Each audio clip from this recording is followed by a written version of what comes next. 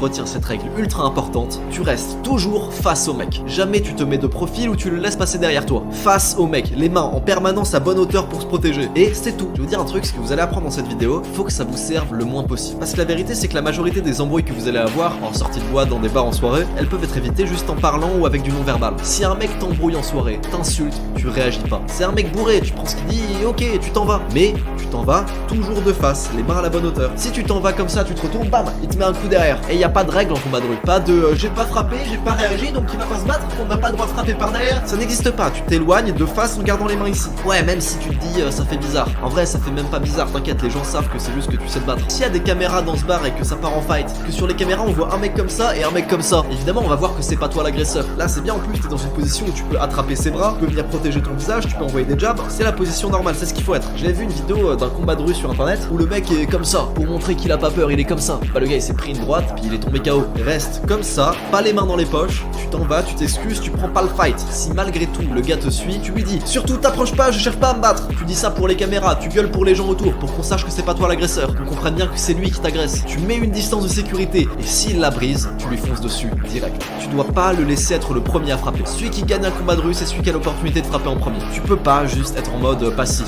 De pas oser rien faire car le mec a pas encore balancé quoi que ce soit. Ah non, tu vas pas attendre qu'il t'en envoie un pour répondre. Tu lui dis que tu veux pas te battre, tu lui dis de rester à distance. S'il brise la distance, c'est qu'il considère que vous vous bagarrez. Donc là, bah tu lui fonces dessus en premier, tu lui attrapes la taille, tu lui mords l'épaule, tu lui chopes les couilles, tu tires. Là, tu lui marabes ses côtes. C'est violent, c'est rapide, c'est pas réfléchi. Y a pas de si son coude fait un angle de 30 degrés, tu prends sa main, tu la mets sur ton épaule, tu tombes sur toi-même, tu récites 3 fois la charada et tu sautes. Non, tout ça c'est des conseils de merde. Je parle de tout ça dans mes vraies vidéos.